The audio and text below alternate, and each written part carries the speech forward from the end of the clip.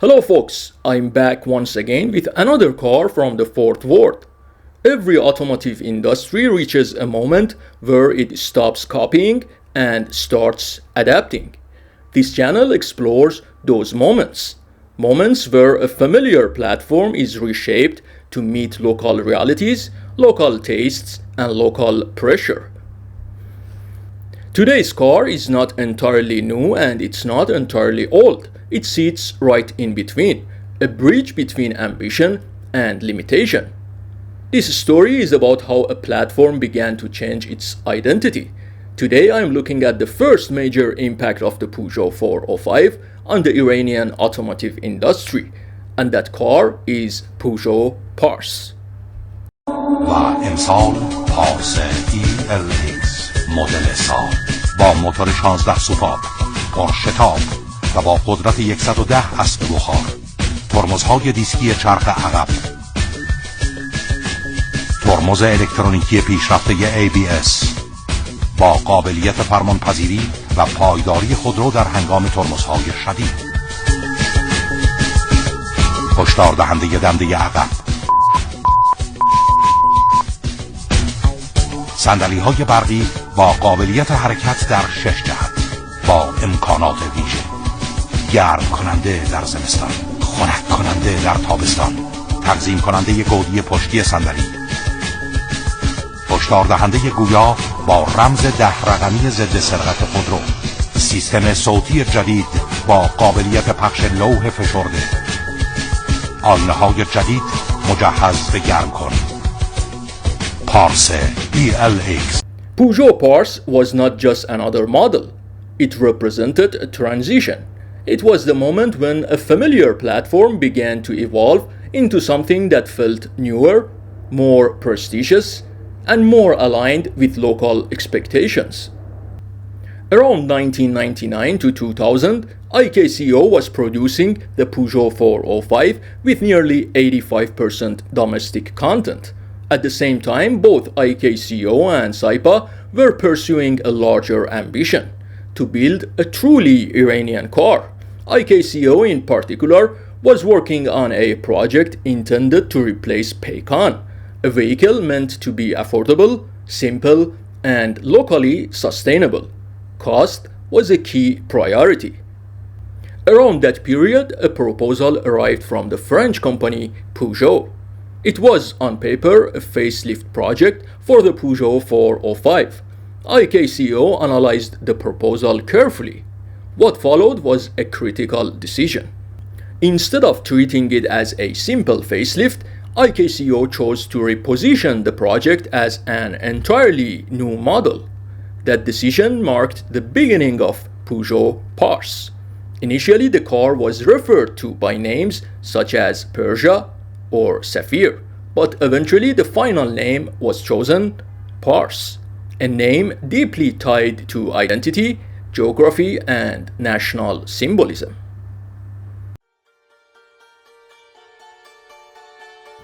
Pars, Persia, or Sapphire. These were some of the early name options, but eventually they decided to call it Pars. Alright, let me walk you through this car. Pars, originally proposed by Peugeot as a facelift for the Peugeot 405. The car ended up looking so similar to the Peugeot 406. IKCO accepted the design, but not as a facelift. Instead, they launched it as an independent car. Pars is a mid-size sedan, and for the past 25 to 26 years, basically for as long as I can remember, it has looked almost the same. Oh wait, I forgot. About 2 years ago they added daylights. That's pretty much the only exterior update. The 405 and Pars share a lot of similarities, but Pars has a sportier personality. Deeper, more detailed sidelines, narrower front and rear lights, and the side steps below the doors reduce the distance between the body and the ground. All of this makes Pars visually more appealing to younger buyers.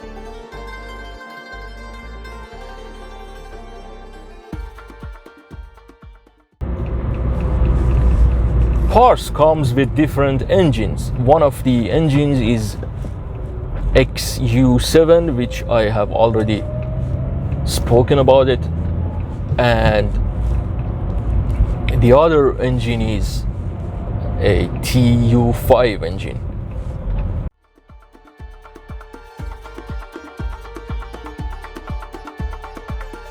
Pars comes with different engines. One of them is the XU7, which I've talked about before. Another option is the TU5, also a French engine from the TU family.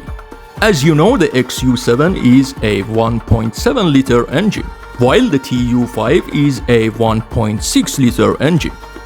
The TU5 has 16 valves and uses DOHC or dual overhead camshaft technology. Just like the XU7, IKCO updated the TU5 and created the TU5 Plus. By doing this, they increased the horsepower from 105 to 113. On the TU5 Plus, the oil pump was replaced with a variable flow type, which is a more advanced system. This pump adjusts the oil flow rate according to temperature and engine speed. The TU5 Plus also uses CVVT or continuous variable valve timing. All these changes were made to improve fuel consumption and reduce emissions.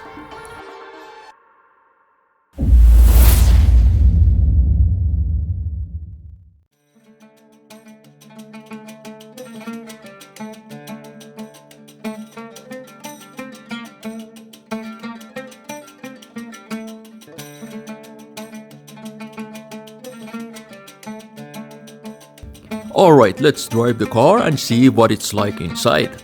I found a 2021 Peugeot Pars with around 60,000 kilometers on the odometer.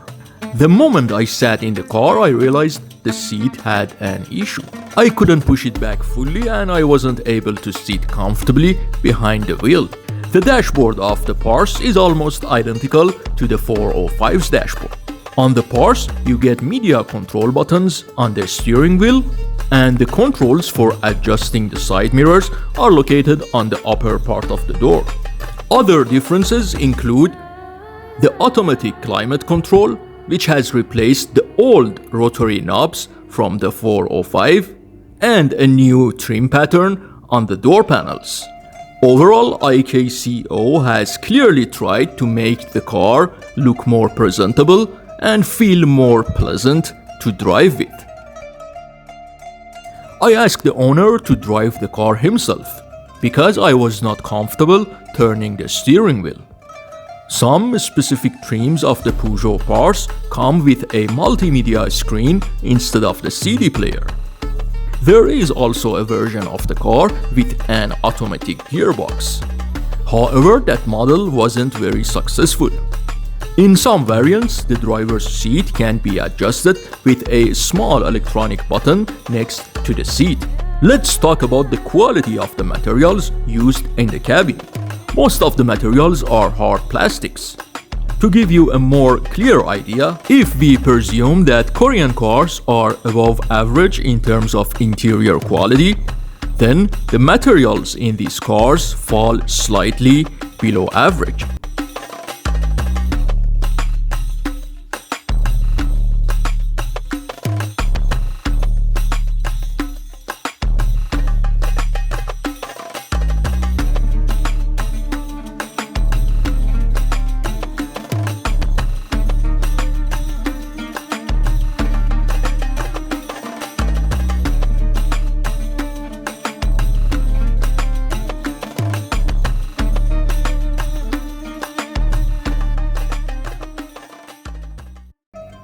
IKCO used to export Peugeot Pars to Iraq. Over time, Iraq became a very special market for both the car and the company.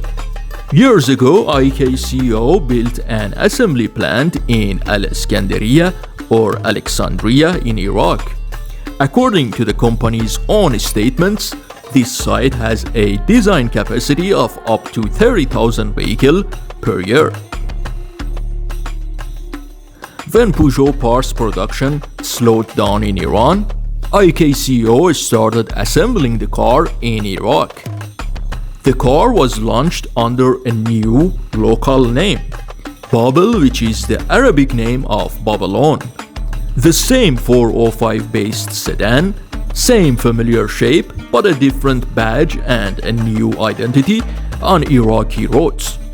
Pars has been assembled there alongside other IKCO models for quite some time.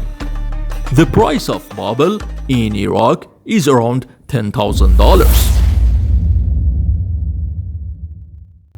For many years, Peugeot Pars remained a central presence on Iranian roads. However, production has now completely stopped.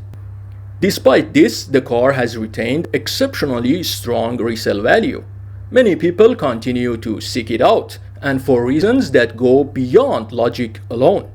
Young drivers in particular showed a strong attraction to the car, turning it into something of a cultural phenomenon. There is a unique phenomenon in Iran that directly affects cars like Peugeot Pars. It's the gap between factory price and market price. The difference is often substantial, sometimes over $1,000, and in some cases more than $2,000. For Peugeot Pars, depending on the version and timing, market prices historically ranged from roughly $7,500 to $10,000. This gap alone explains much of the car's continued appeal. Alright guys, thanks for watching this episode. Please consider subscribing to the channel. I'm trying to build this content based on the actual timeline of car production in Iran, telling the story step by step, model by model. Thanks again, and I'll see you very soon.